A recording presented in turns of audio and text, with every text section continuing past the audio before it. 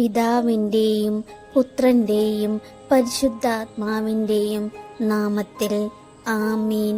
അമ്മേ, പരിശുദ്ധ അമ്മേ, ദൈവമാതാവേ, കൃപാസനത്തിലൂടെ ഞങ്ങൾക്കും ഞങ്ങളുടെ ദേശത്തിനും അമ്മ മാധ്യസ്ഥം തേടിത്തന്ന എല്ലാ അനുഗ്രഹങ്ങൾക്കും കൃപകൾക്കും ഞങ്ങളിപ്പോൾ ഹൃദയം നിറഞ്ഞ നന്ദി പറയുന്നു.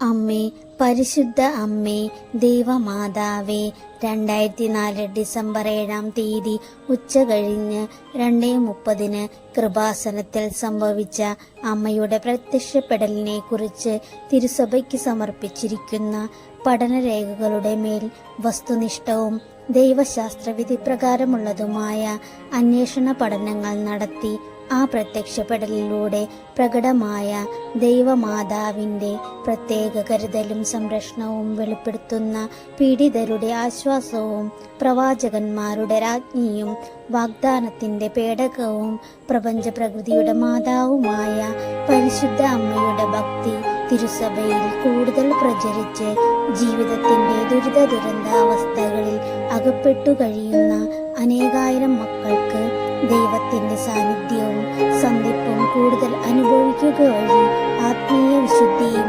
ദൈവിക ശക്തിയും കൈവരിക്കുവാൻ ഞങ്ങളുടെ കുടുംബങ്ങളെ ഇടയാക്കണമേ.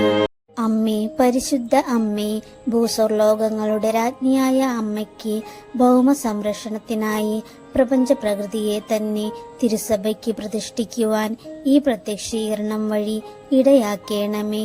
പരിശുദ്ധ അമ്മേ, ജപമാല മാതാവേ, സകല കൃപാസന പ്രാർത്ഥനകളോടും ചേർത്ത് ഞങ്ങളിപ്പോൾ പ്രാർത്ഥിക്കുന്ന ഈ കുടുംബത്തിൻ്റെ പ്രത്യേക നിയോഗം ഈ സമയത്ത് നിങ്ങളുടെ പ്രത്യേക നിയോഗം ഡേറ്റ് വെച്ച് അമ്മയ്ക്ക് സമർപ്പിക്കുക.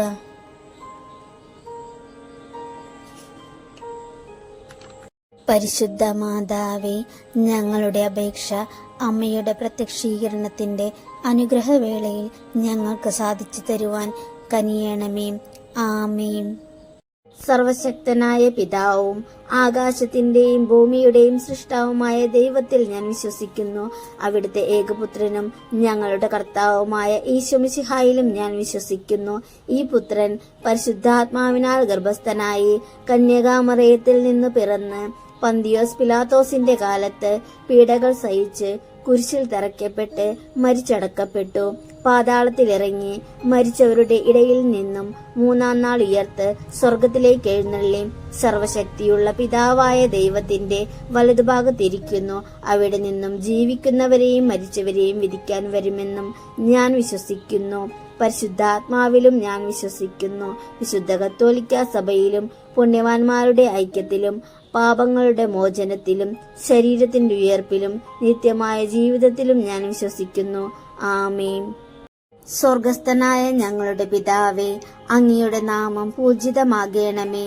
അങ്ങയുടെ രാജ്യം വരയണമേ. അങ്ങയുടെ തിരുമനസ് സ്വർഗത്തിലെ പോലെ ഭൂമിയിലുമാകണമേ. അന്നു വേണ്ടുന്ന ആഹാരം ഇന്നും ഞങ്ങൾക്ക് തരയണമേ. ഞങ്ങളോട് തെറ്റ് ചെയ്യുന്നവരോട് ഞങ്ങൾ ക്ഷമിക്കുന്നത് പോലെ ഞങ്ങളുടെ തെറ്റുകൾ ഞങ്ങളോടും ക്ഷമിക്കണമേ. ഞങ്ങളെ പ്രലോഭനത്തിൽ ഉൾപ്പെടുത്തരുതേ, തിന്മയിൽ നിന്നും ഞങ്ങളെ രക്ഷിക്കണമേ. ആമേൻ. നന്മ നിറഞ്ഞ മറിയമേ, സ്വസ്തി, കർത്താവ് അങ്ങയോടുകൂടെ സ്ത്രീകളിൽ അങ്ങ് അനുഗ്രഹിക്കപ്പെട്ടവളാകുന്നു. അങ്ങയുടെ ഉദരത്തിൻ ഫലമായി ഈശോ അനുഗ്രഹിക്കപ്പെട്ടവനാകുന്നു. പരിശുദ്ധ മറിയമേ, തമ്പുരാന്റെ അമ്മേ, പാപികളായ ഞങ്ങൾക്ക് വേണ്ടി ഇപ്പോഴും ഞങ്ങളുടെ മരണസമയത്തും തമ്പുരാനോട് അപേക്ഷിക്കണമേ. ആമേൻ.